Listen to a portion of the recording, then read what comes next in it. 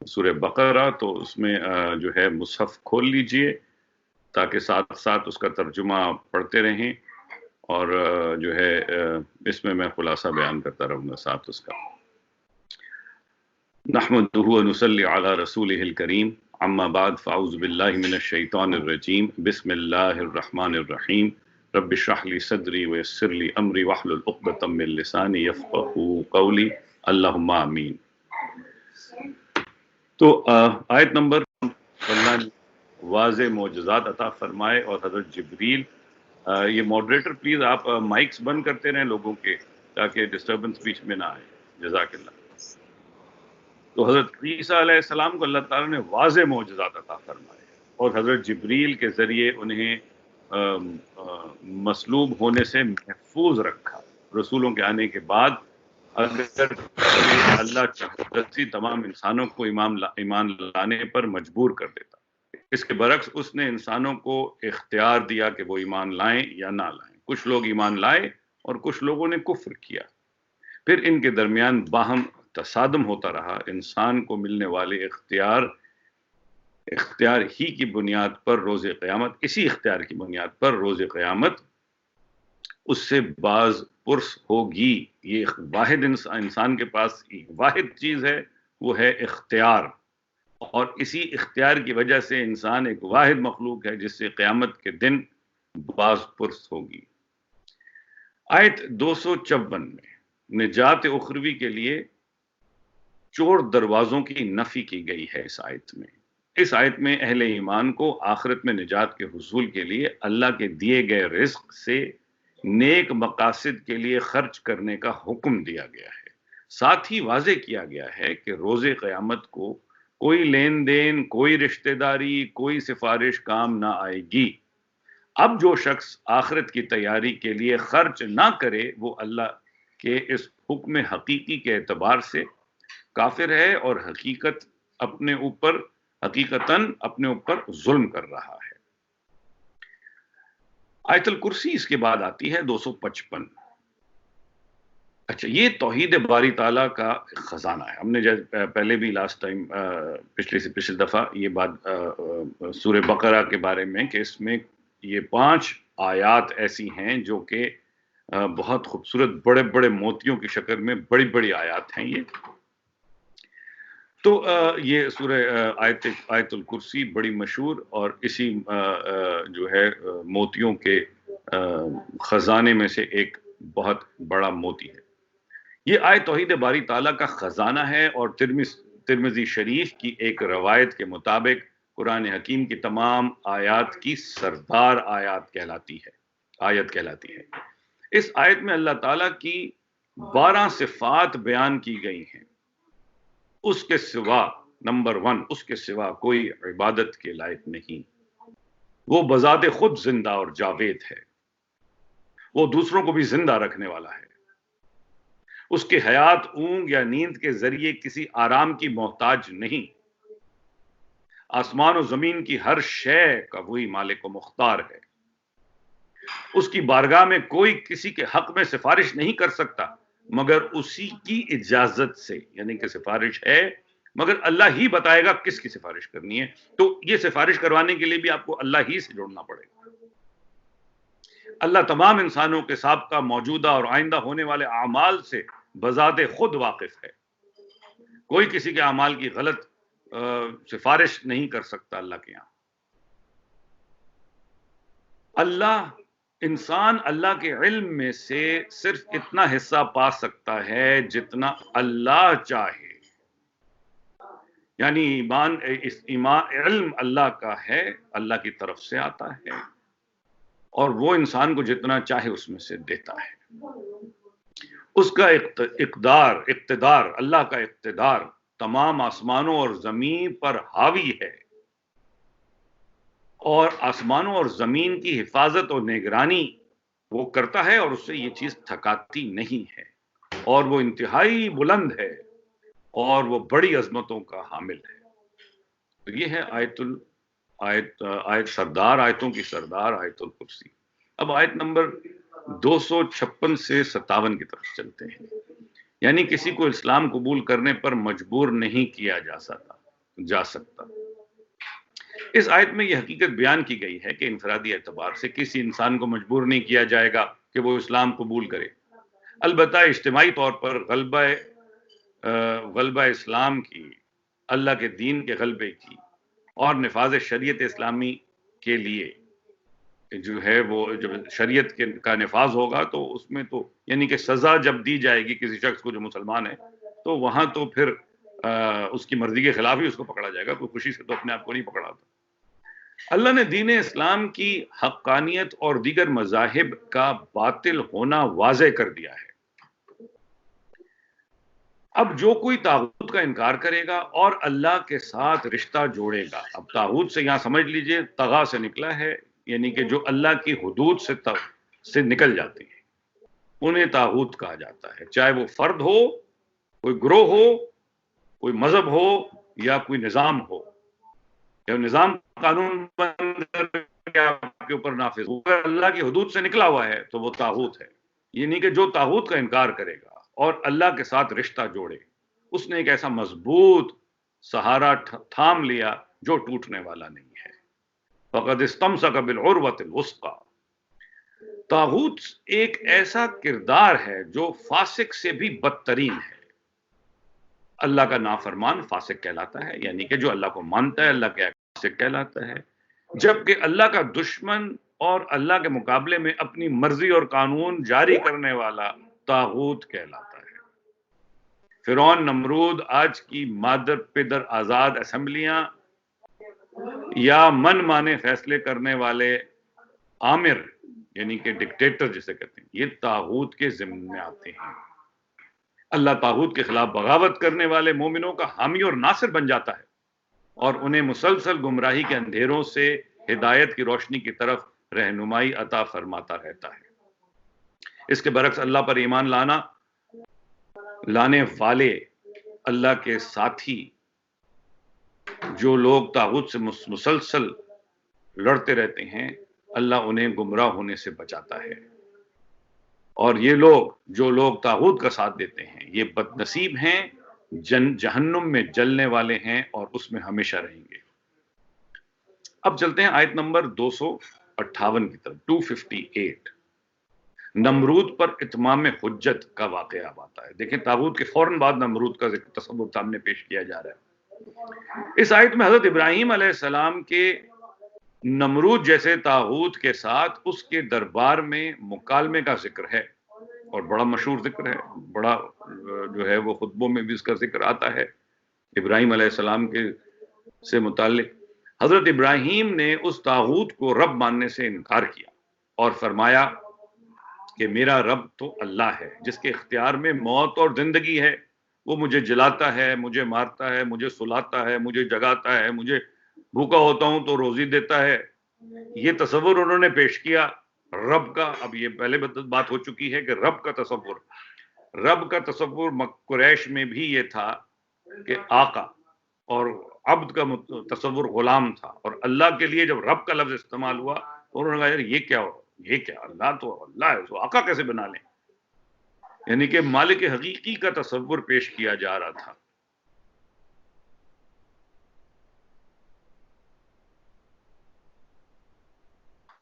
نمرود نے کہا کہ یہ میرا اختیار ہے، یہ اگر اللہ تمہارا موت اور زندگی دیتا ہے تو یہ میرا، میں بھی کر سکتا ہوں، جسے چاہوں مار دوں، جسے چاہوں چھوڑ دوں۔ اور اس نے اسی طرح کیا، 2 بندے بلائے، ایک کو جو ہے اس نے زندہ چھوڑ دیا، دوسرے کو اس نے سزائے موت دے دی۔ اس نے کہا دیکھا، تو ابراہیم علیہ السلام نے پھر ایک دلیل دی، اس نے کہا کہ اللہ سورج کو مشرق سے نکالتا ہے اور مغرب میں ڈالتا ہے، تم الٹا کر کے دکھا دو۔ تو فبہت الذی کفر، پھر وہ مبہوت ہو کے رہ گیا اور وہ اس بات کا جواب نہ دے سکا۔ آپ صلی اللہ علیہ وسلم نے فرمایا آپ یعنی کہ ابراہیم علیہ السلام نے فرمایا کہ اس بات کو سن کر نمرود شدید اور لاجواب ہو گیا، اور اللہ نے اس آیت میں فرمایا کہ اللہ ایسے ظالموں کو ہدایت سے محروم رکھتا ہے، یعنی کہ اس کو بڑا لائٹلی لے رہا تھا وہ، کہہ دیا رب ہوں تو کیا فرق پڑتا ہے، میں سب کنٹرول کر رہا ہوں، اور اپنے ذوق میں انسان بہہ جاتا ہے، اور یہ اس کی مثال ہے۔ تو پھر یہاں پر مثال آ گئی طاغوت کے ضمن میں نمرود کی۔ پھر آیت نمبر 259 میں اللہ مردوں کو کیسے زندہ کرے گا. اس آیت میں ایک ایسے تجربے کا ذکر ہے جسے حضرت عزیر کو جس سے گزارا گیا. یعنی کہ یہ 600 قبل مسیح کا واقعہ ہے جب بیت المقدس کو بخت نصر یعنی کہ نیبوکڈ نظر کے ہاتھوں اس کا جو ہے وہ تخت و تار کیا گیا اور شہر اجڑ گیا، اور وہاں سے عزیر علیہ السلام کا گزر ہوا. انہوں نے اس اجڑے شہر کو، لاشوں کے ڈھیر کو اس نے جو ہے وہ ہیکل سلیمانی توڑ دیا، لوگوں کو قتل کیا. 2 لاکھ لوگ قتل ہوئے، ایک روایت کے مطابق 1 لاکھ لوگ قتل ہوئے، اور 6 لاکھ کو اپنے ساتھ قیدی بنا کے لے گیا. پیچھے کیا رہ گیا؟ ایک اجڑا شہر اور لاشوں کا ڈھیر اور بدبوئیں مارتا ہوا ایک جو ہے وہ سمندر لاشوں کا. عزیر علیہ السلام نے کہا کہ یہ دیکھو کیا ہوا. انہوں نے کہا کہ کیا اللہ دوبارہ اس مردہ بستی کو زندہ کر سکتا ہے؟ یہاں تو یہ تو بیت المقدس ہے. اللہ نے انہیں 100 برس کے لیے سلا دیا. انہیں عزیر علیہ السلام کو جب بیدار ہوئے تو ان کا کھانا اور مشروب اپنی اصلی حالت میں تھا اور خراب نہیں ہوا. 100 سال تک نہ کھانا سڑا نہ ان کا مشروب خراب ہوا، جبکہ ان کی سواری، ان کا گدھا جو کہ زندہ تھا، وہ مر چکا تھا، گل چکا تھا، اس کی ہڈیاں بھی جو ہے وہ بوسیدہ ہو چکی تھی. اللہ نے عزیر علیہ السلام کے سامنے گدھے کو دوبارہ زندہ کیا، اس پہ دوبارہ گوشت چڑھا، دوبارہ چمڑی چڑھی اور وہ کھڑا ہو گیا. حضرت عزیر پکار اٹھے کہ میں حق الیقین کے درجے پر جان گیا اللہ تو ہر شے پر قدرت رکھنے والا ہے. اس تجربے سے انہیں یہ آئیڈیا ان کے پاس آیا کہ کیوں نہ وہ بنی اسرائیل کے پاس جائیں اور ان کے مردہ جسم میں دوبارہ جان ڈالیں. اور انہوں نے محنت کی اور اللہ تعالیٰ نے پھر سے بنی اسرائیل کو ایک زندہ قوم بنا دیا. آیت نمبر 260 حضرت ابراہیم کے لیے اطمینان قلب کا سامان. اس آیت میں حضرت ابراہیم کے علیہ السلام کے لیے اطمینان قلب کے لیے اللہ تعالیٰ نے دریافت کرتے ہیں کہ وہ مردوں کو کیسے زندہ کرے گا. اللہ نے فرمایا کہ ابراہیم کیا تم مجھ پہ ایمان نہیں رکھتے؟ انہوں نے کہا میں رکھتا ہوں مگر یقین آ جائے گا اللہ تعالیٰ اگر آپ اس کا مشاہدہ مجھے کرا دیں. اللہ تعالیٰ نے کہا کوئی مسئلہ نہیں ہے، جاؤ 4 پرندے لے آؤ، ان کو اب تربیت دو کہ جب تم پکارو تو وہ آ جائیں. جب تربیت دے لی تو انہوں نے کہا اب ان کو ذبح کرو، ان کا قیمہ بناؤ اور ان کو اس کو مکس کرو اور ٹکڑے جاؤ پہاڑوں پر، 4 پہاڑوں پر رکھاؤ، اب انہیں آواز دو. ابراہیم علیہ السلام نے ایسے کیا اور ان کی آواز پر وہ جناب جو ہے وہ پرندے کیسے دوبارہ اٹھے، قیمہ جوڑا، زندہ ہوئے اور آ کے ان کے سامنے پیش ہو گئے. اور ابراہیم علیہ السلام نے کہا اس سے ایمان میں اضافہ ہوا. آیت نمبر 261 سے لے کر 273 انفاق فی سبیل اللہ کے بیان پر قرآن حکیم کا یہ نقطہ عروج ہے. یہ سمجھیے انفاق فی سبیل اللہ یعنی کہ یہ خیرات نہیں ہے، یہ صدقات نہیں ہے، یہ زکوٰۃ نہیں ہے، یہ انفاق ہے. ان آیت میں انفاق فی سبیل اللہ کے حوالے سے 13 پہلوؤں کو بڑی وضاحت کے ساتھ بیان کیا گیا ہے. انفاق یعنی کہ اللہ کی دین کے لیے خرچ کرنا. دیکھیں آپ کسی کو ذاتی طور پہ اس کی مدد کرتے ہیں، اچھی بات ہے، آپ نے عزت کا خیرات کیا، کرنا چاہیے، فرض ہے ہمارا. پھر ایک ہے زکوٰۃ کا معاملہ کہ جس میں اللہ تعالیٰ نے متعین کر دیا ہے کہ کن لوگوں کو دینا ہے، وہ تو دینا ہی دینا ہے. مگر آپ 1 فرد 2 فرد 4 فرد کتنوں کی مدد کر لیں گے؟ یا آپ اپنے مال کو جو آپ نے دینا ہے، لیٹس سپوز $100 دینا ہے، تو آپ $1 بانٹیں گے کیا لوگوں میں، یا 100 ایک کو دے دیں گے؟ تو آپ دیکھیے کہ اسی طرح جب آپ کسی کو مدد کرتے ہیں، ایک فرد کی یا چند افراد کی، تو آپ مسئلے کو حل نہیں کر پا رہے ہوتے. اس کے لیے نظام چاہیے. یہ وہی دین ہے جس کی جو قائم ہوا تھا، اس نے بیت المال کا ایک نظام بنا دیا تھا، اور اس نظام میں باقاعدہ بہی کھاتے تھے اور لوگوں کے حساب لکھے جاتے تھے. تو انفاق فی سبیل اللہ یعنی کہ اللہ کے دین کے راستے میں، اللہ کے راستے میں، یہ وہی راستہ ہے جو چل کے بعد میں دین کی شکل میں قائم ہو گیا، اس کے راستے میں خرچ کرنا، یہ ہے انفاق فی سبیل اللہ. اللہ تعالیٰ فرماتے ہیں اس ضمن میں یہاں آیت نمبر 261 سے 73 تک کہ اللہ کی راہ میں خرچ کرنے کا اجر 700 گنا عطا کیا جائے گا. پھر اللہ جس کے لیے چاہے گا اس اجر کو مزید بڑھا دے گا. اور بات بھی عقل کو لگتی ہے کہ اگر اسلام نظام کی حیثیت سے بن کے سامنے آ جائے تو آپ سوچیں کتنے لوگوں کے فائدے ہوں گے. آج ہم یہاں کینیڈا میں دیکھتے ہیں نظام بنے ہوئے ہیں اور ان نظام سے کتنے لوگ فائدے اٹھا رہے ہیں.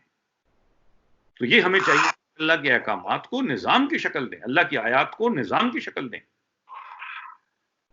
یہ کسی کا مائک کھلا ہوا ہے, پلیز بند کر دیجیے, شکریہ. خرچ کرنے کے بعد احسان جتلائے یا کسی پر طنز کرے, اس کو اللہ تعالیٰ نے ناپسند کیا ہے. اس سے تو بہتر ہے کہ انفاق کیا ہی نہ جائے. انفاق کا مقصد اللہ کی رضا اور آخرت کی فلاح کا حصول ہونا چاہیے. جو دکھاوے کے لیے انفاق کرتا ہے تو گویا جس نے دکھاوے کے لیے صدقہ کیا, خیرات کی, وہ اس نے شرک کا ارتکاب کیا. ومن صدق یرائی فقد اشرک. انفاق کے کرنے کے بعد دکھاوا کرنے والے کی مثال ایسی ہے جیسے کسی نے چٹان پر بیج ڈال دیے, یعنی کہ تھوڑی سی مٹی تھی, نیچے چٹان تھی, اس پہ بیج ڈال دیے. ٹھیک ہے, اب بارش پڑی تیز تو وہ کیا ہوا کہ وہ چٹان سے مٹی بھی ساتھ بہا کے لے گئی اور بیج بھی بہا کے لے گئی, یعنی کہ کوئی فصل نہیں نکلی, کوئی فائدہ نہیں ہوا اس کو. اور اللہ کی راہ میں کیے گئے اللہ کی رضا کی نیت سے کیے گئے اعمال, صدقات, خیرات اور انفاق وہ ہیں جو جڑ پکڑتے ہیں, پھلتے پھولتے ہیں, اللہ ان کو پالتا ہے. اور جب قیامت کے دن آپ جائیں گے تو وہ اعمال آپ کے سامنے, آپ ان کو موجود پائیں گے اللہ کے پاس, اور کوئی کمی بیشی اس پہ نہیں کی جائے گی. اللہ کی رضا اور خود کو دین پر ثابت قدم رکھنے کے لیے خرچ کرنے والوں کی مثال ایسے ہے جیسے کسی نے اونچے مقام پر زراعت کی ہو, عام بارش سے بھی فصل حاصل ہوئی اور فصل دو چند اور بڑھی. جتنا خلوص ہوگا اتنی ہی انفاق کا اجر زیادہ ہوگا. اسی لیے اللہ تعالیٰ نے 700 گنا پر قدغن نہیں لگائی, کہا اور بھی اللہ بڑھائے گا, کیونکہ کچھ لوگوں کے اپنے حالات اور واقعات میں انہوں نے کتنے خلوص سے یہ کام کیا وہ دیکھا جائے گا. انفاق کے بعد احسان جتانا, تانا دینا اور ریاکاری کرنے والوں کی مثال اس بوڑھے باغبان کی سی بتائی گئی اس آیت میں, جس کا باغ عین بڑھاپے میں برباد ہو جائے, اس کی اولاد بھی ناتوان نہ ہو اور اس کے لیے فوری طور پر دوسرا باغ لگانا بھی ممکن نہ ہو, اور اب وہ باغ جب تک لگائے اس میں سے درخت بڑے ہوں تو وہ مر جائے, بچے چھوٹے ہوں ابھی, تو اس کے پاس اب ٹائم نہیں ہے اتنا کہ وہ سب کرے. تو اس تمثیل سے سمجھایا گیا کہ کسی قسم کی ملاوٹ اپنے انفاق میں, اپنی نیکیوں میں نہ کیجیے. اللہ کی راہ میں بہترین شے پیش کرنی چاہیے, ایسی ردی شے جو انسان کے لیے خود بھی ناقابل قبول ہو, وہ اللہ کی راہ میں پیش کرنے کی وہ ناپسندیدگی کا اظہار کیا گیا. شیطان انسان کو فقر سے ڈراتا ہے کہ یہ نہ ہو کہ تمہارا مال ختم ہو جائے, البتہ بے حیائی کی طرف لے جا کر بیہودہ فیشن, تقریبات اور تفریحات پر پیسہ ضائع کروا دیتا ہے. اس کے برعکس اللہ انسان سے انفاق کرنے کی صورت میں دنیا میں وسعت اور آخرت میں بخشش کا وعدہ فرماتا ہے. روپیہ پیسے کے مقابلے میں زیادہ بڑی دولت حکمت یعنی اشیاء کی حقیقت کو دیکھ لینے کی بصیرت ہے. یہ نعمت حاصل ہو جائے تو دنیا کی سب سے بڑی دولت ہاتھ آ جاتی ہے. صدقات اگر علل اعلان کیے جائیں گے تو دوسروں کو بھی ترغیب ہوتی ہے, یہ اچھی بات ہے, مگر البتہ زیادہ محفوظ راستہ یہ ہے کہ سعادت رازداری کے ساتھ حاصل کی جائے تاکہ دکھاوے کا امکان ہی نہ رہے. انفاق فی سبیل اللہ کے اہم ترین حقدار خود ایسے لوگ ہیں جو دین کی خدمت کے لیے اپنی معاش کو ترک کیے ہوئے ہیں. ان کا حق ہے اور اللہ تعالیٰ نے یہاں ان کے بارے میں ان کا حق بتایا. نبی اکرم صلی اللہ علیہ وسلم کو آگاہ کیا گیا اس آیت میں کہ آپ صلی اللہ علیہ وسلم نے کھول کر حق لوگوں پر واضح کر دیا ہے. اب یہ اللہ کا اختیار ہے, جسے چاہے ہدایت کی توفیق بخشے اور وہ آپ صلی اللہ علیہ وسلم کو واضح کردہ حق قبول کر کے اس کی پیروی کرنے کی ہدایت کرتا ہے. آیت نمبر 274 سے لے کر 76 تک فاصل سرمایہ کا اعلان، یعنی کہ جو زائد آپ کے پاس مال ہے اس کے ساتھ کیا کیا جائے۔ آیت نمبر 274 میں ایسا سرمایہ جو آپ کے پاس زیادہ ہے کا اعلیٰ ترین استعمال یہ بتایا گیا کہ اسے اللہ کی راہ میں خرچ کر دیا جائے، اس کے بھرپور بدلہ روز قیامت کو ملے گا۔ آیت 275 اور 76 میں بیان کیا گیا ہے کہ فاضل سرمایہ کا بدترین استعمال یہ ہے کہ اسے سود حاصل کرنے کا ذریعہ بنا لیا جائے۔ سود کھانے والے روز قیامت پاگلوں کی طرح مارے مارے پھرتے ہوں گے، یہ بھی آتا ہے اس آیت میں۔ وہ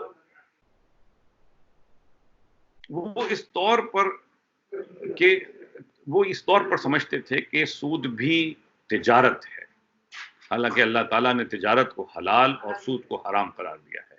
اللہ کی طرف سے سود کی حرمت کے اعلان کے بعد جو اس جرم سے باز نہ آئے گا اس کا سابقہ معاملہ اللہ کے حوالے۔ البتہ جس نے سود کا لین دین جاری رکھا اس حکم کے آ جانے کے بعد ہمیشہ ہمیشہ کے لیے جہنم کا ایندھن بنے گا۔ یہاں کسی مسلمان اور غیر مسلمان کی تفریق نہیں کی گئی۔ سود سے دنیا میں خباثتیں پھیلتی ہیں، جبکہ صدقات سے معاشرے میں پاکیزگی اور ایسے پاکیزہ نیک جذبات پر پروان چڑھتے ہیں، اور جو ہے محبت اور نیکی پروان چڑھتی ہے، اور اللہ کی برکات کا ظہور ہوتا ہے۔ اور سود سے پھیلنے والی خباثتیں، یہ پورا ایک ٹاپک ہے، اس پہ بہت سے لیکچرز ہیں، اور ہم اس کو سیٹرڈے پروگرام میں اپنے ان لیکچرز کو ڈیلیور بھی کرتے ہیں۔ آیت 277 نماز اور زکوٰۃ کے معاملات میں درستگی کا ذریعہ۔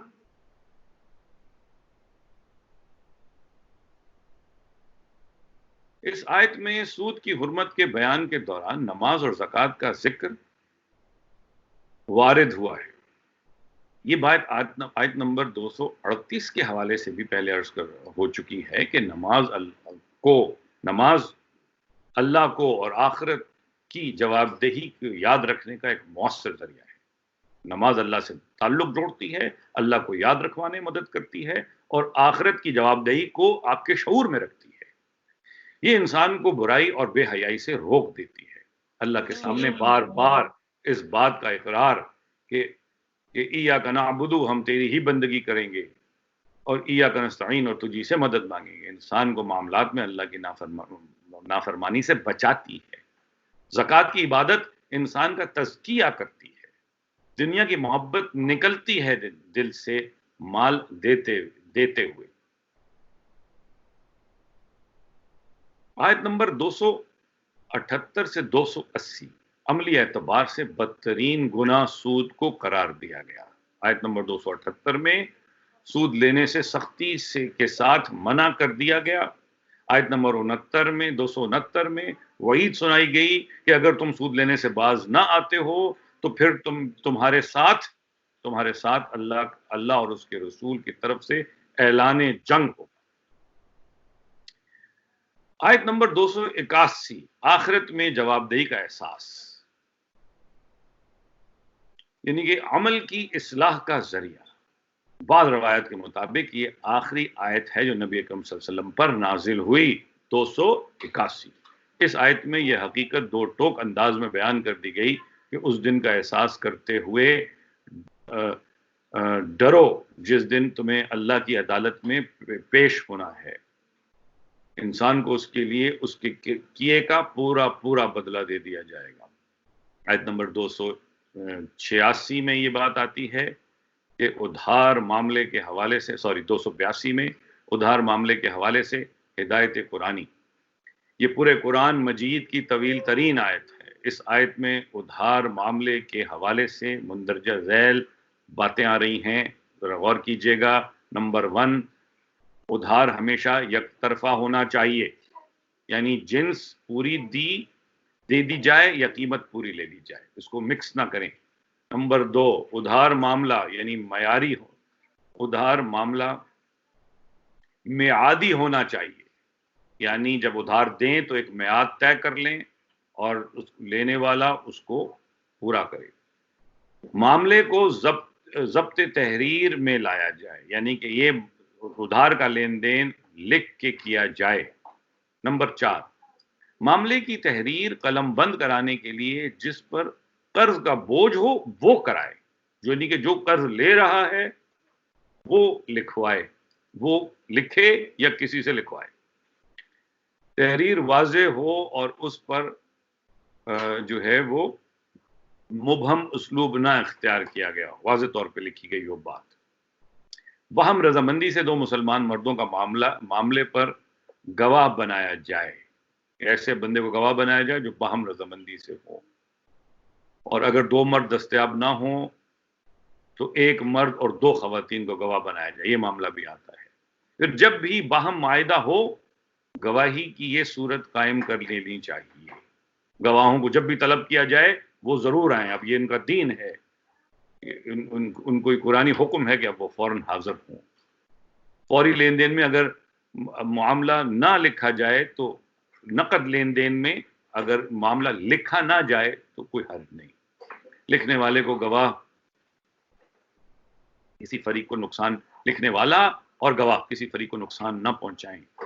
یہ چیزیں اس آیت میں کور ہوئیں، اور کہا گیا کہ جو ایسا نہیں کرے گا وہ اپنے فاسق ہونے کا ثبوت دے گا، یعنی دانستہ طور پہ وہ اللہ کی احکامات کو مسلمان ہو کر اللہ پر ایمان رکھتے ہوئے، قرآن پہ ایمان رکھتے ہوئے وہ ان چیزوں کو نہیں کرے گا تو وہ فاسق ہونے کا ثبوت دے گا، اور اللہ فاسقوں کو ہدایت نہیں دیتا۔ 283 میں رہن کے حوالے سے کچھ ہدایات آتے ہیں، اور اس کو چھپانے کی، گواہی کو چھپانے کی مذمت بھی آتی ہے کہ رکھی گئی شے میں خیانت نہ، مسلمان رکھی گئی شے میں خیانت نہ کریں، چاہے وہ آپ نے مسلمانوں سے لی وہ نان مسلمانوں سے لی، اگر کسی نے آپ کو امین بنایا ہے تو آپ اس میں خیانت نہ کریں۔ اسی آیت میں دوسری ہدایت یہ دی گئی ہے کہ گواہی کو نہ چھپاؤ، گواہی چھپائی گئی تو آخرت میں دودھ کا دودھ پانی کا پانی ہو جائے گا، بات کھل جائے گی اور پھر اس کے لیے سزا ہے، اور آخرت کی سزا سے اللہ ہم سب کو محفوظ رکھے۔ آیت 284 میں 284 میں اللہ کے ہاں ہر عمل کا محاسبہ ہوگا، یہ آیت انسان کو لرزا دینے والی ہے۔ اس آیت میں فرمایا گیا ہے کہ انسان کسی معاملے کو ظاہر کرے یا پوشیدہ رکھے، اللہ حساب لینے والا ہے، اور اللہ کے اختیار میں جسے چاہے بخش دے اور جسے چاہے سزا دے۔ بعض ایسے خوش نصیب بھی ہوں گے جن کے اعمال کا حساب تو لیا جائے گا مگر ان کا مواخذہ نہیں ہوگا۔ اسی پر جو ہے وہ اللہ، نبی اکرم صلی اللہ علیہ وسلم نے ہمیں سکھایا ہے کہ اللہم حاسبنی حسابا یسیر، اے اللہ ہمارا حساب نرم لینا آخرت کے دن، آمین۔ آیت 285 اور 286 میں عرش الہی کے دو خزانوں کا ذکر ہے، 285 اور 286 سورہ بقرہ کی آخری دو آیات عرش الہی کے دو خزانے ہیں جو معراج کی شب آسمان پر نبی اکرم صلی اللہ علیہ وسلم کو توفتاً عطا کیے گئے۔ مسند احمد کی روایت ہے کہ آپ صلی اللہ علیہ وسلم نے فرمایا جو شخص سورہ بقرہ کی آخری دو آیات کو رات کو پڑھ لے تو یہ اس کی حفاظت کے لیے کافی ہیں، یہ بخاری کی روایت۔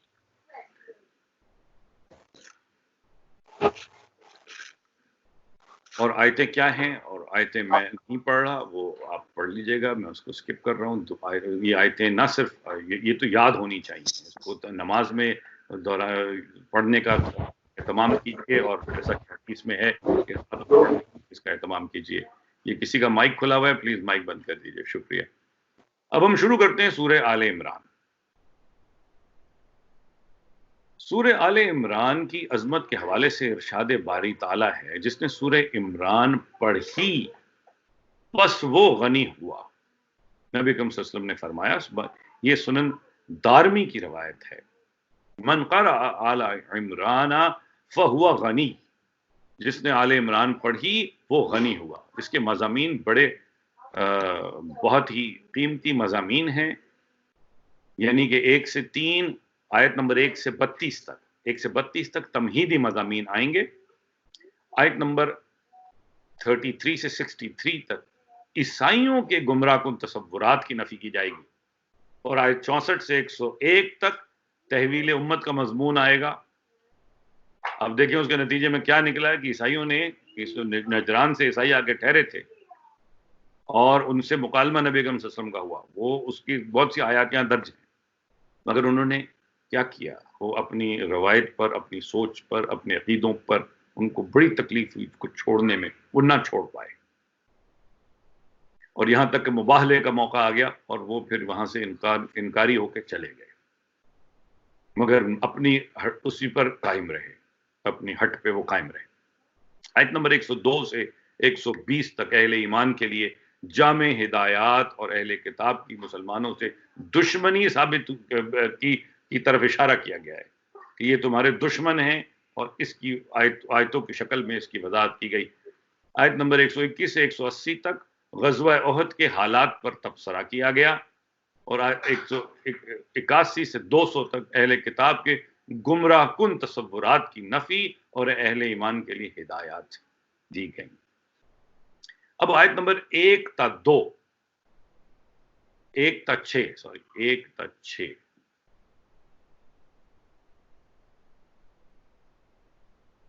1 تا 6 میں ان آیات میں یہ ذات و صفات باری تعالیٰ کا بیان ہے۔ آیت نمبر 1 سے لے کر 6 تک ان آیات میں معبود برحق یعنی اللہ تعالیٰ کی وہ صفات بیان کی گئی ہیں جن سے عیسائیوں کے من گھڑت عقائد کی نفی ہوتی ہے، یعنی کہ توحید کی شکل پیش کی گئی جن کو ایکسپٹ نہیں کر پاتا ایک عیسائی۔ کیا چیز بیان کی گئی؟ نمبر 1، اللہ ہی وہ معبود حقیقی ہے جو بذات خود زندہ اور جاوید ہے۔ جب اللہ کی معبود حقیقی ہونے کی بات، اس کی زندگی کی بات واضح کر کے، بھاری کر کے، غالب کر کے پیش کی جاتی ہے، تو وہ جو عیسیٰ علیہ السلام کو معبود بناتے ہیں ان کو انتہائی تکلیف ہوتی ہے اور وہ اس کو قبول نہیں کرتے۔ تو یہاں اللہ تعالیٰ کی اس حقیقت کو حالانکہ وہ مانتے ہیں مگر قبول نہیں کر پاتے، وہ دوسروں کو بھی زندہ رکھنے والا ہے۔ اللہ نہ صرف خود زندہ ہے بلکہ دوسروں کو بھی زندگی بنائی اس نے ہے، اور وہ دوسروں کو بھی زندہ رکھتا ہے، اور وہ متواتر رکھے ہوئے ہے۔ یہ کوئی ایسا کام نہیں ہے کر کے چھوڑ دیا تو خود ہی چل رہا ہے آٹومیٹکلی۔ اس نے لوگوں کی ہدایت کے لیے پہلے تورات و انجیل نازل فرمائی اور اب قرآن نازل کیا، جو سابقہ کتابوں کی تصدیق کرنے والا ہے اور حق و باطل میں فرق کرنے کی کسوٹی ہے، یعنی کہ حق و باطل موجود ہیں، اس کا اقرار کیا، اور حق و باطل میں تفریق کرنے والا، واضح کرنے والا کہ حق کیا ہے، باطل کیا ہے، اس کا معیار قرآن ہے۔ اللہ نے اپنی آیات کا انکار کرنے والوں پر واضح طور پہ شدید عذاب کی وعید سنائی ہے۔ ایسا نہیں ہوگا کہ اللہ کی آیات پر آپ انکار کریں اور آخرت میں آئیں تو وہاں بھی حلوے مانڈے آپ کے لیے تیار ہوں، ایسا نہیں ہوگا۔ اس میں کوئی شرم پردہ نہیں۔ کائنات کی کوئی شے اللہ سے مخفی نہیں کا ذکر آتا ہے۔ یہ اس لیے آ رہا ہے کہ پھر کوئی کسی ضرورت نہیں آپ کو کسی سفارشی کی۔ سفارش کیا ہوتی ہے کہ بھئی آپ کسی کو جا کے بتاتے ہیں کہ یار یہ شخص اس میں بڑا گن ہے، آپ اس کو ٹرائی کریں، اس کو موقع دیں۔ اس کا مطلب ہے آپ یہ سوچ رہے ہیں کہ اس کو نہیں پتا اور آپ اس کی معلومات میں اضافہ کر رہے ہیں، تو ایسا تو ممکن ہی نہیں اللہ کے ساتھ۔ تو سفارش کس بنیاد پہ آپ کریں گے؟ کہ ذاتی کی بنیاد پہ کریں گے، نا عدلی کی بنیاد پہ کریں گے۔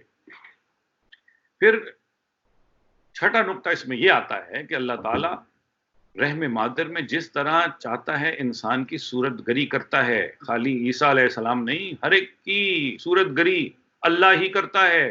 بچہ پیٹ میں اللہ بناتا ہے۔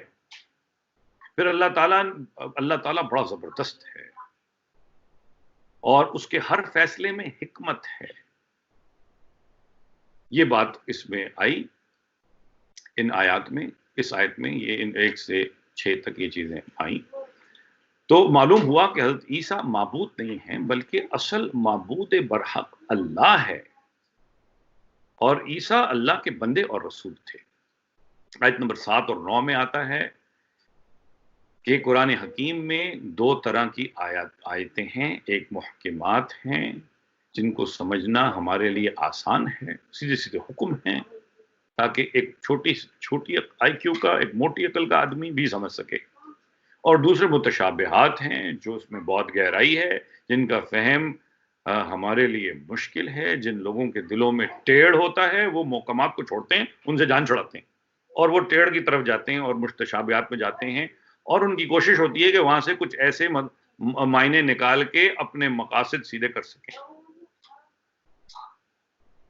پھر اس میں دعا بھی آتی ہے، ربنا لا تزغ قلوبنا بعد اذ ہدیتنا وہب لنا من لدنک رحمہ انک انت الوہاب، اے ہمارے رب ہمارے دلوں کو ٹیڑھ نہ کرنا کر دینا اس کے بعد کہ تو نے ہمیں ہدایت بخشی، ہمیں ایمان بخشا اور ہمیں اپنے پاس سے اپنی رحمت سے ایمان بخشا، بے شک تو ہی ہے عطا کرنے والا۔ آیت نمبر 10 سے 13 کفر کے لیے وعید۔ ان آیت میں اللہ نے کفر کے متعلق فرمایا کہ ان کا مال اور ان کی اولاد انہیں کوئی فائدہ نہ دے سکیں گی، فرعون کی طرح ان کا بھی بدترین انجام ہوگا۔ ان کے سامنے بدر کی مثال موجود ہے، اس مارکے میں فرشتوں کی جماعت نے کس طرح مسلمانوں کی جماعت کی مدد کی، اور یہ تھا وہ نمونہ جو اللہ نے پیش کیا، اور اللہ نے بتا دیا اللہ کس جماعت کے ساتھ ہے۔ یاد رکھیے دروازہ آج بھی کھلا ہوا ہے، کوئی جماعت اپنے آپ کو اس مرحلوں میں لے جائے، وہ کیا ہے شعر، فضائے بدر پیدا کر فرشتے تیری نصرت کو اتر سکتے ہیں گردوں سے، قطار اندر قطار اب بھی۔ آیت 14 تا 17 دنیا بمقابلہ آخرت، یہ اس کا مضمون ہے۔ ان آیت میں واضح کیا گیا ہے کہ دنیا میں انسان کے امتحان کے لیے کچھ خواہشات کی محبت اس کے لیے مزین کر دی گئی ہیں، عورتوں کی محبت، بیٹوں کی محبت، سونے چاندی کو جمع کرنے کی محبت، تو یہ گھوڑوں کی محبت، مویشیوں کی محبت، کھیتیوں کی محبت، یہ محبتیں کیوں کی گئیں اس دنیا میں؟ اس دنیا کا نظام چلانے کے لیے۔ کافر مسلم جو بھی ہوگا وہ چلے گا، نظام تو چلے گا دنیا کا، آگے بڑھے گی دنیا، نسل چلے گی آگے، اور اسی میں امتحان بھی مضمر کیا گیا ہے۔ ان سب کا تعلق اس عارضی دنیا کی آسائشوں سے ہے کہ اللہ کے پاس اپنے محبوب بندوں کے لیے ہمیشہ ہمیشہ کے باغات ہیں، وہ لوگ جو اللہ کی نازل شدہ ہدایت، آسمانی ہدایت یعنی کہ قرآن، اس پر عمل کرتے ہیں اور اپنی اس کے راستے میں آنے والی خواہشات کو ہٹا دیتے ہیں۔ تو اللہ تعالیٰ نے یہاں پر اس آیت میں فرمایا ربنا اننا آمنا فاغفر لنا ذنوبنا وقنا عذاب النار، یہ دعا نقل کی، اے ہمارے رب بے شک ہم ایمان لے آئے، پس تو ہمارے گناہوں کو بخش دے اور ہمیں آگ کے عذاب سے بچا لے، آمین۔ قرآن میں ایسی اور بہت سی دعائیں ہیں جو ہمیں دیتی ہیں، موقع دیتی ہیں کہ ہم یہ دعائیں کر کے اللہ تعالیٰ سے دعائیں کرنے کا اسلوب، یہ سلیقہ سکھاتی ہیں۔ پھر آیت 18 میں اللہ کی شان خاص قیام عدل کا ذکر آیا ہے، یعنی کہ یہ تو نزول قرآن کے ضمن میں سورہ حدید کی آیت نمبر 25 میں بھی بات کھل کے آئے گی، تو وہاں اس کو مزید کریں گے کہ اللہ تعالیٰ جو ہے وہ عدل قائم کرنے والا ہے، اور بلکہ اللہ کی جتنی بھی صفات ہیں اس میں سے واحد صفت عدل مصدر ہے، اور اسی کی جڑ سے ساری صفات نکلتی ہیں۔ آیت نمبر 19 میں اللہ کے نزدیک دین صرف اسلام ہے، اور اللہ تعالیٰ فرماتے ہیں کہ اسلام کے علاوہ کوئی دین لے کے میرے پاس آؤ گے تو وہ ہرگز قبول نہیں کیا جائے گا۔ آیت نمبر 20 میں، اچھا یہاں پر ایک بات کہتا چلوں کہ اس میں اسلام میں ہم نے اسلام کا جو محدود تصور بنا لیا ہے، وہ محدود تصور اس وقت نہیں تھا نبی کریم صلی اللہ علیہ وسلم کے دور میں۔ اس وقت معیشت، سیاست، ثقافت، معاشرت، ہر چیز اسلام کے قوانین پر چل رہی تھی۔ جو لوگ ایمان اسلام میں گھڑے ہوئے تھے، خلفائے راشدین، وہ اس نظام کو چلا رہے تھے۔ بیت المال زکوٰۃ کا ایک نظام چل رہا تھا، ایسا نہیں تھا ابھی جا کے خود زکوٰۃ دے دیں جیسا اب ہے۔ تو آج بھی اسلام کو دین کی حیثیت سے عمل کرنے کے لیے ضروری ہے کہ کوشش کی جائے اس کو دین کی حیثیت سے قائم کرنے کی۔ آیت نمبر 20 میں اسلام کا راستہ ہی ہدایت کا راستہ بتایا گیا، اور آیت نمبر 21 تا 25 تک اہل کتاب کے جرائم بتائے گئے۔ ان آیت میں بیان کیا گیا کہ اہل کتاب اللہ کی آیات کا انکار کرتے ہیں، انہوں نے انبیاء کرام اور عدل کے مطابق فیصلہ کرنے والوں کو ناحق قتل کیا ہے، اللہ کے احکامات کے مطابق اپنے معاملات کے فیصلے قبول کرنے کو تیار نہیں ہیں۔ ان بدعمالیوں کی وجہ سے انہیں یہ خوش فہمی ہے کہ ہمیں جہنم کی آگ، اوپر سے ان کو یہ خوش فہمی بھی ہے کہ لن تمسن النار الا ایام معدودات، کہ ہمیں جہنم کی آگ نہیں چھوئے گی مگر تھوڑے دنوں کے لیے، جائیں گے آ جائیں گے وہاں سے۔ یعنی دنیا کے لیے تو تکلیف آپ ذرا سی برداشت کرنے کو تیار نہیں ہو۔ عقل کی دیکھو کتنی ماری گئی ہے کہ آخرت میں جہنم کے راستے ہو کے جنت میں جانا چاہتے ہو۔ یہاں تو سوئی برابر بھی چپنے کی تکلیف، لائف سٹائل نہ خراب ہو جائے، زندگی کا معیار نہ خراب ہو جائے، اسلام کے احکامات پر عمل کریں گے، روزے رکھیں گے، صحت خراب ہو جائے گی۔ آپ اندازہ لگیے، یہ لوگ وہ ہیں جن سے جب کہا جاتا ہے کہ جہنم کی آگ میں نہ جھونک دیے جاؤ، تو آگے سے کہیں گے کہ اگر ہم جھونک بھی گئے تو کوئی بات نہیں، اللہ ایمان تو ہے نا، تو اللہ بخش دے گا اور جنت میں ڈال دے گا۔ تو سوال یہاں پر یہ ہے کہ عقل کا تقاضا دیکھیے کہ یہاں تکلیف کاٹنے کو ذرا سی بھی تیار نہیں ہے، وہاں جہنم کی آگ کو ہزاروں سال اللہ نے سلگایا۔ ایک روایت میں آتا ہے کہ جہنم کی آگ کو اللہ نے 1000 سال سلگایا تو وہ سفید ہو گئی، پھر 1000 سال سلگایا تو لال ہو گئی، پھر 1000 سال سلگایا تو وہ کالی ہو گئی۔ کالی آگ ہے، آپ اندازہ لگائیے، وہاں جانے کو تیار ہیں۔ آیت نمبر پھر جو ہے وہ 26 اور 27 میں نبی اکرم صلی اللہ علیہ وسلم کی عظمت بیان کرنے کی ہدایت دی گئی ہے۔ اللہ ہی کے اختیار میں ہے کائنات کی مکمل بادشاہی۔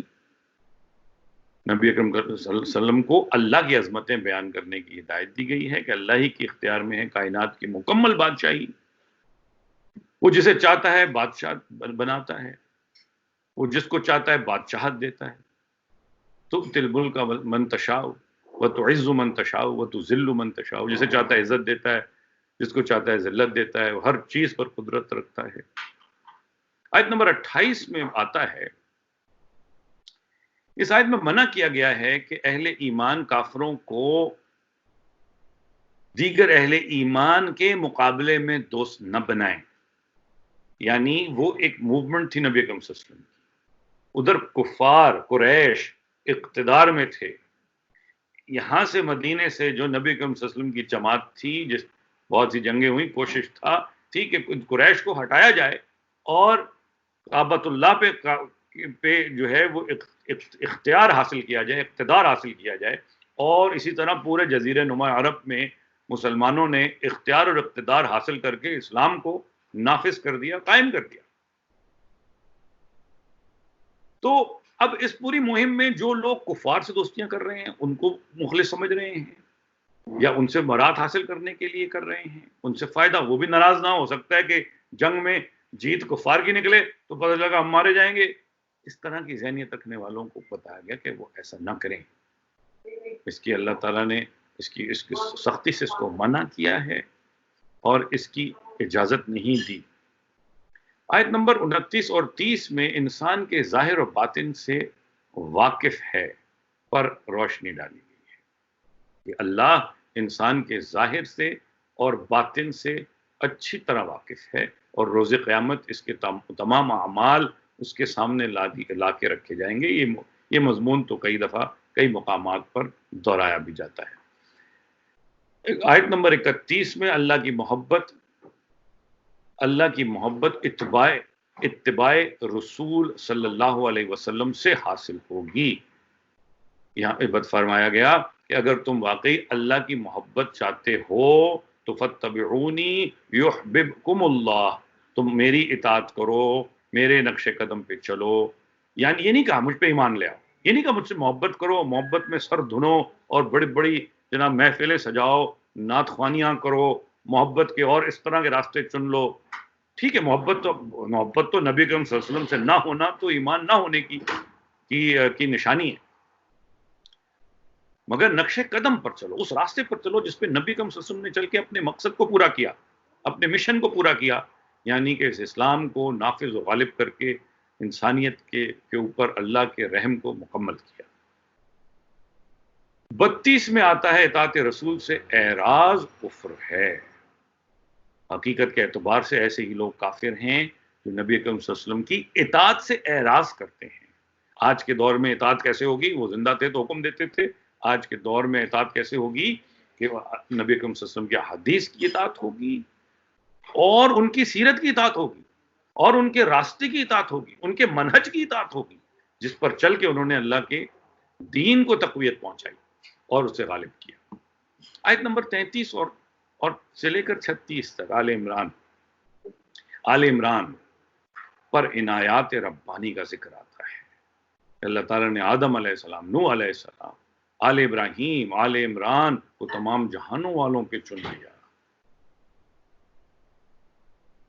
اور ذکر آتا ہے کہ آل عمران کی جو ہے وہ میں اللہ تعالیٰ کی بارگاہ میں عمران علیہ السلام کی زوجہ نے اللہ تعالیٰ کے ہاں دعا کی کہ ہمیں اللہ تعالیٰ ایک بیٹا بخشیں اور بیٹے کی ولادت اور ہو اگر بیٹا کی پیدائش پر میں وہ بیٹا اللہ کی راہ میں دے دوں گی. اور نتیجہ کیا نکلا؟ بیٹی کی ولادت ہو گئی.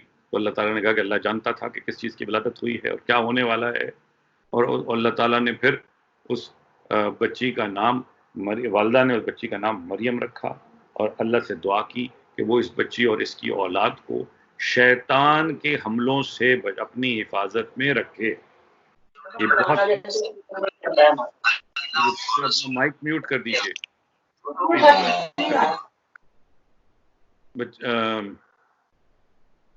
اچھا, اس میں پھر اور ذکر آتا ہے انہی آیات میں کہ حضرت زکریا علیہ السلام جو کہ آتے تھے ہیکل سلیمانی میں مریم علیہ السلام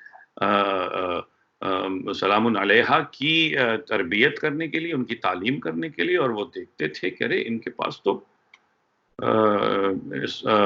یہ آیت نمبر 37 سے 41 تک کا یہ معاملہ ہے. پھر وہ دیکھتے تھے کہ یار ان کے پاس تو ایسی چیزیں ہیں کہ جو رزق ہے یہ کہاں سے آتا ہے. انہوں نے پوچھ لیا تو انہوں نے اللہ تعالیٰ نے اس بات کو کوٹ کیا کہ جو ان کے الفاظ تھے کہ اللہ تعالیٰ کی طرف سے ہے اور یہ رزق اللہ مجھے دیتا ہے. اور اللہ تعالیٰ فرماتے ہیں وَمَنْ عِنْدَ اللَّهِ إِنَّ اللَّهَ يَرْزُقُ مَنْ يَشَاءُ بِغَيْرِ حِسَابٍ. یہ اللہ کی طرف سے ہے, اللہ جسے چاہے بغیر حساب جتنا رزق دے دے. حضرت زکریا کے دل میں بھی حضرت زکریا بھی وقت میں آ گئے, ان کے دل میں بھی ایک حسرت جاگی. بڑھاپے میں تھے, ان کی بیوی بھی بانجھ تھی اور بڑھاپے میں تھی. ان کے اندر یہ خواہش پیدا ہو گئی کاش مجھے بھی اللہ ایک وارث دے دے اور جو ہے میری اولاد بھی ہو, میرا جو دین کا یہ سلسلہ ہے اس کا بھی وارث ہو اور یہ فیض کا سلسلہ چلتا رہے. انہوں نے اللہ سے جوش میں آ کے دعا مانگی, اللہ نے ان کی دعا سن لی. ایک فرشتہ آیا جس پر پھر انہوں نے کہا ایک نشانی مقرر کر دیں. اللہ نے کہا 3 دن تک تم بات نہ کر سکو گے. اور اسی طرح اللہ تعالیٰ نے ان کو یحییٰ علیہ السلام کی بشارت دی. آیت نمبر 42 سے لے کر 44 تک حضرت مریم کی تمام جہان کی عورتوں پر فضیلت کی بات آتی ہے. ان آیت میں حضرت مریم کو فرشتوں کے ذریعے تمام جہان کی عورتوں پر فضیلت کی نوید سنا دی گئی. شکرانے کے طور پر انہیں اللہ تعالیٰ کی بارگاہ میں سجدہ کرنے اور ہیکل سلیمانی میں اپنے حجرے میں رہتے ہوئے باجماعت نماز ادا کرنے کی تلقین کی گئی. ان حقائق کا بیان کیا گیا کہ اس بات کی دلیل ہے کہ نبی اکرم صلی اللہ علیہ وسلم اللہ کے رسول ہیں اور وحی کے ذریعے ماضی کے واقعات سے آگاہ کر رہے ہیں. آیت نمبر 45 سے لے کر 49 تک حضرت عیسیٰ کی معجزانہ ولادت اور ان کی معجزات. ان آیات میں اللہ کی طرف سے حضرت مریم کے لیے حضرت عیسیٰ علیہ السلام کی معجزانہ ولادت کی بشارت بیان ہوئی ہے. بتایا گیا ہے کہ حضرت عیسیٰ کی ولادت بغیر والد کے ہوئی. وہ اللہ کے کلمہ ہیں, اللہ کے کلمہ سے ہوئی. اللہ کے کلمہ کن, اللہ کن کے کلمہ سے کائنات بنا لے تو ایک بچہ بنانا کیا مسئلہ ہے اس کے لیے. حضرت عیسیٰ کی اس طرح سے پیدائش پر حضرت مریم کے اظہار حیرت کیا تو اللہ تعالیٰ نے فرمایا کہ اللہ جو چاہتا ہے کر سکتا ہے.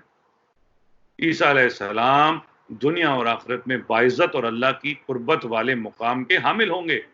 وہ ماں کی گود میں ادھیڑ عمری میں لوگوں سے معجزانہ کلام کریں گے, یعنی کہ اور ادھیڑ عمری میں جبکہ وہ 33 سال کی عمر میں اللہ کے پاس معجزانہ طور پر اٹھا لیے گئے. یہیں سے ہمیں وہ ملتا ہے کہ وہ واپس آئیں گے اور وہ 1.5 عمری تک پہنچیں گے، اور اس عمری تک ایسی عمر تک پہنچیں گے کہ جہاں کلام کرنا مشکل ہوتا ہے اور وہ کلام کریں گے. اللہ تعالیٰ نے عیسیٰ علیہ السلام کو بہت سے معجزات سے نوازا اور انہیں رسالت کے شرف سے نوازا.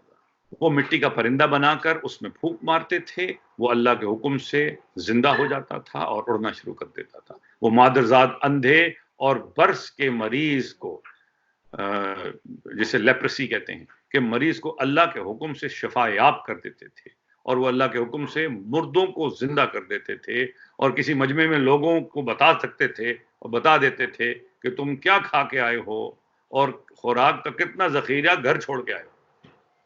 یہ بہت بڑے معجزات تھے لوگوں کے لیے.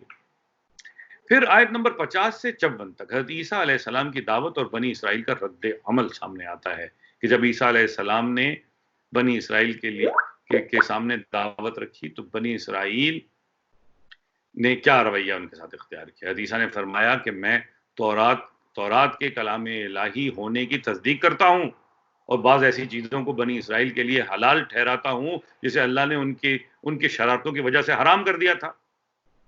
اللہ ہی ہم سب کا رب ہے، لہٰذا اے بنی اسرائیل اللہ کی عبادت کرو، اس کی نافرمانی سے بچو اور میری اطاعت کرو. اللہ کی عبادت کرو، اس کی نافرمانی سے بچو اور میری اطاعت کرو. ہر نبی نے یہ کہا ہے، میری اطاعت کرو، follow me, I am the way towards truth and light. ہر نبی نے یہ کہا. تم میں سے کون ہے جو اللہ کی خاطر میرے ساتھ دے؟ حواریین نے کہا نحن انصار اللہ، ہم آپ کی مددگار ہیں اللہ کے راستے میں، ہم اللہ کے ساتھی ہیں، یعنی آپ کا ساتھ دے رہے ہیں کہ اللہ کے دین کی نصرت کے لیے. اے ہمارے رب، ہم آپ کی نازل کردہ تعلیمات پر ایمان لے آئے اور ہم نے آپ کے بھیجے ہوئے رسول عیسیٰ علیہ السلام کی پیروی کی. لیکن انہوں نے کہا انصارین نے، یعنی کہ ان کے حوارین نے، عیسیٰ علیہ السلام کے حوارین نے. بس ہمیں بھی اپنے دین کی گواہوں میں شمار فرما دے.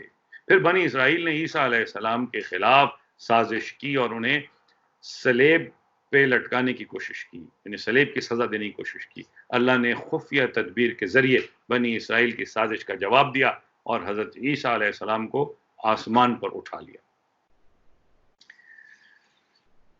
آیت 55 سے لے کر 58 تک حضرت عیسیٰ علیہ السلام کا رفع آسمانی یا رفع سماوی. ان آیات میں اللہ نے حضرت عیسیٰ علیہ السلام کو بشارت دی کہ میں تمہیں تمہارے دشمنوں سے محفوظ کر دوں گا اور آسمان پر اٹھا لوں گا. دنیا میں تمہاری پیروی کرنے والوں کو تمہارے دشمنوں پر غالب کر دوں گا. تمہارے دشمنوں کو دنیا اور آخرت میں شدید عذاب دوں گا اور تم پر ایمان لانے والوں کو ان کی قربانیوں کا پورا صلہ عطا کروں گا. آیت نمبر 59 سے 63 تک عیسیٰ علیہ السلام کی مثال حضرت آدم علیہ السلام کی مثال کی طرح ہے. ان آیات میں عیسیٰ علیہ السلام کو آدم کی مانند قرار دیا گیا کہ جس طرح آدم علیہ السلام کو ماں باپ کے بغیر پیدا کیا اللہ تعالیٰ نے، آپ کو تو خالی باپ کے بغیر پیدا کیا. ان کو تو نہ ماں تھی نہ باپ تھا.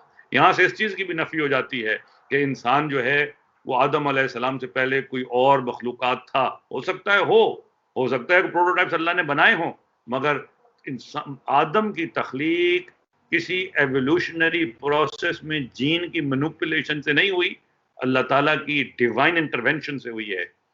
یہ واضح طور پہ آ جاتی ہے اس آیت میں بات کھل کے سامنے. آیت نمبر 64 سے لے کر 68 تک اہل کتاب کے لیے دعوت. ان آیت میں اہل کتاب کے لیے بڑی خوبصورتی سے اللہ تعالیٰ نے واضح دعوت کے نکات سامنے رکھ دیے. آؤ، کیا ہے وہ، تعالوا علی کلمۃ سواء بیننا و بینکم اللہ تعبدوا الا اللہ ولا نشرک بہ شیئا. آؤ ہم اللہ کو ایک مانے اور بلا شرک اس کی بندگی کرنے کے لیے آمادہ ہو جائیں.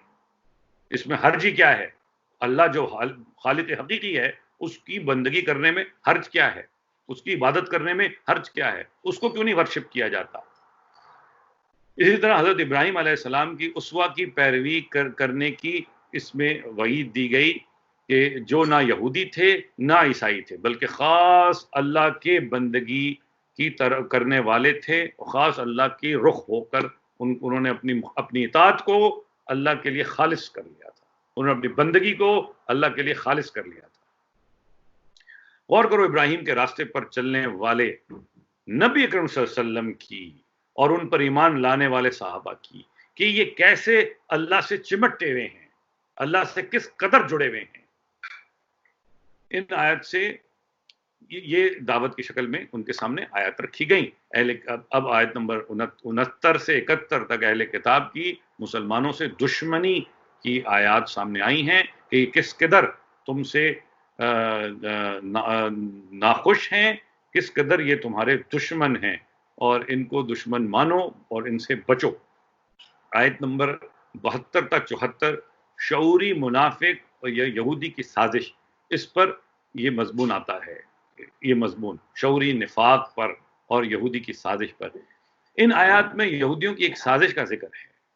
انہیں اس بات پر شدید غصہ تھا کہ مسلمان ہونے کے بعد کوئی شخص اس دین سے پلٹتا نہیں ہے۔ آج بھی ہم دیکھتے ہیں، خاص طور پہ ایک شعوری عمر کو پہنچنے کے بعد آپ دیکھیں یہ جتنا بھی ایتھیسٹک یہ جو ٹوپی ڈرامہ پھیلا ہوا ہے، انسان ایک شعوری عمر تک پہنچنے کے بعد جو دین کو سمجھ جاتا ہے کبھی نہیں دین چھوڑ کے گیا، کبھی نہیں۔ اس کی وجہ یہ کہ جو ہمارا ورلڈ ویو بنتا ہے اسلام کا، وہ یونیفائڈ ورلڈ ویو ہے۔ اس کے برعکس جو ایتھیسٹک ورلڈ ویوز ہیں ان کو آپ سٹڈی کریں، ان میں بہت سے پورشنز ہیں، بہت سی ڈفرینٹ تھیوریز ہیں، بہت سے ایکسپلینیشنز ہیں، جو اگر ان کو آپ کمپیئر کرنے جائیں گے وہ کانٹراڈکٹ کریں گے ایک دوسرے سے۔ تو جو تو کچے دماغ کا ہوتا ہے بچہ اور اس کے دماغ میں باتیں بٹھا دیں وہ تو پھنس جاتا ہے، مگر جس کا ایک دفعہ ورلڈ ویو اسلام کا بن گیا بڑا مشکل ہے وہ واپس لوٹ کے جائے۔ تو ان کے ساتھ بھی یہ پرابلم فیس کر رہے تھے یہ، تو اس پر جو ہے وہ کیا کرتے تھے کہ صبح مسلمان ہو جاؤ شام کو اٹھو، اس طرح کی انہوں نے حرکتیں کی۔ اچھا، آیت نمبر 75 سے 77 تک اہل کتاب میں نیک لوگ بھی ہیں۔ آیت 75 میں فرمایا گیا کہ اہل کتاب میں بعض ایسے دیانتدار لوگ ہیں کہ ان کے پاس بطور امانت خزانہ بھی رکھوا دو تو وہ واپس لوٹا دیں گے، اور کچھ ایسے بھی ہیں لوگ کم ظرف قسم کے جو ہے ایک ڈھیلا بھی آپ سے لے لیں تو واپس نہیں کریں گے۔ تو یعنی کہ یہاں پر ان کی اہل کتاب کی جو قرآن حقیقت پسند کتاب ہے، جو حقائق ہیں ان کو سامنے رکھتا ہے، اور یہ بتایا گیا کہ مگر اکثر ان میں دنیا کی امانت، اکثر خائن ہیں اور دنیا کی امانت لوٹانے میں کمزور ہیں۔ آیت نمبر 78 میں یہود کا اللہ کی کتاب میں تحریف کرنے کو ڈسکس کیا گیا۔ اس آیت میں یہود کا یہ جرم بیان کیا گیا کہ وہ اللہ کی کتاب پڑھتے ہوئے بعض من گھڑت باتیں اور اس طرح بیان کرتے ہیں کہ لوگ سمجھیں کہ یہ شاید یہ بھی اللہ کی کتاب کا حصہ ہے، گویا وہ گڑی ہوئی باتوں کو اللہ کی طرف منسوب کر کے لوگوں کو دھوکہ دیتے ہیں۔ اس جرم کا ارتکاب انفارچونیٹلی ہمارے یہاں بھی ہوا، بہت سے علماء سو نے اس کا کیا، جس پر ایک بہت اچھا شعر بھی ہے، خود بدلتے نہیں قرآن کو بدل دیتے ہیں، ہوئے کس قدر فقیہان حرم بے توفیق۔ آیت 79 سے 80 تک نبی اکرم صلی اللہ علیہ وسلم کے امکان کے لیے امکان نہیں کہ وہ شرک کی تعلیمات دیں، نہیں کسی نبی کے لیے بالخصوص عیسیٰ علیہ السلام، کہ جن کو اللہ نبوت دے، اللہ رسالت دے، اللہ کتاب دے، اللہ اپنی غیب کا علم ان کو دے، غیب دکھائے ان کو، اور وہ جناب شرک کر لیں یا وہ لوگوں کو کہیں کہ اللہ کو چھوڑو میری عبادت کرو، سوال ہی پیدا نہیں ہوتا۔ کتنی غیر عقلی بات کر رہے ہیں آپ۔ یہ اس آیت کا مضمون ہے۔ پھر آیت نمبر 81 سے 82 تک انبیاء کرام سے عہد جو لیا گیا تھا اس کا ذکر آتا ہے کہ ہر نبی کو پابند فرمایا گیا کہ اس کی موجودگی میں کوئی ایسا رسول آ جائے جس کی تعلیمات جو ان کی تعلیمات کی تصدیق کرتا ہو تو تم اس پر ایمان لانا اور اس کا ساتھ دینا، اور تمام لوگ جو نبیوں پر ایمان رکھتے ہیں ان کو بھی یہ کہا گیا۔ تو بنی اسرائیل اور اہل کتاب اور یہود ان کے لیے یہی تعلیمات تھیں، وہ جانتے تھے یہ تعلیمات ہیں کہ جب ایک رسول آئے گا تو ان کو اس پہ ایمان لانا ہے، مگر جب رسول آیا تو وہ ایمان نہ لائے۔ 83 میں پوری کائنات کا دین اسلام ہونے کی بات آئی ہے۔ یہ بہت ہی بنیادی آیت آئی، اور آنے کے بعد اس نے تو حقیقت کو بنیاد سے ہی بدل کے رکھ دیا کہ ہر چیز کائنات کی عبد ہے اور اللہ کی بندگی میں مصروف ہے، چاہے وہ مادہ ہو، چاہے کوئی اور شے ہو، کوئی بھی چیز ہے وہ مخلوق ہے اور اللہ کی فرما برداری میں ہے، اور اسی فرما برداری کا نام ہی اسلام ہے۔ 84 میں ہر نبی پر ایمان لانا ضروری قرار دیا گیا کہ ہر نبی پر ایمان لانا مسلمان ہونے کے لیے ضروری ہے۔ آیت نمبر 85 سے 91 تک اسلام کے سوا اور کوئی دین اللہ کے نزدیک قابل قبول نہ ہوگا، نہیں ہوگا، اور جو لوگ ایسا کریں گے وہ خسارہ اٹھانے والے ہو جائیں گے۔ تو اسی پر یہ ختم ہوتا ہے، آیت نمبر 91 پر سپارہ ختم ہوتا ہے، تیسرا پارہ۔ تو انشاءاللہ اس کا اگلی دفعہ کل انشاءاللہ چوتھا پارہ ہوگا، مزمل مجید اس کو کریں گے انشاءاللہ تعالی۔ بہت شکریہ اس کو اٹینڈ کرنے کا، اس کو دعا کے ساتھ ختم کرتے ہیں۔ اللہم آتنا فی الدنیا حسنۃ وفی الآخرۃ حسنۃ وقنا عذاب النار، ربنا ظلمنا انفسنا وان لم تغفر لنا وترحمنا لنکونن من الخاسرین۔ اللہ تعالی ہمیں قرآن کو سمجھنے کی، اس پہ عمل کرنے کی توفیق عطا فرمائے، اور اس بابرکت مہینے کے بدولت ہمارے دل کا تزکیہ فرمائے اور قرآن کو اس میں راسخ اور قائم کر دے، آمین۔ سبحانک اللہم وبحمدک ونشہد ان لا الہ الا انت نستغفرک ونتوب الیک۔ السلام علیکم۔ جزاک اللہ خیر جی، وعلیکم السلام۔ وعلیکم السلام ورحمۃ اللہ۔ السلام علیکم۔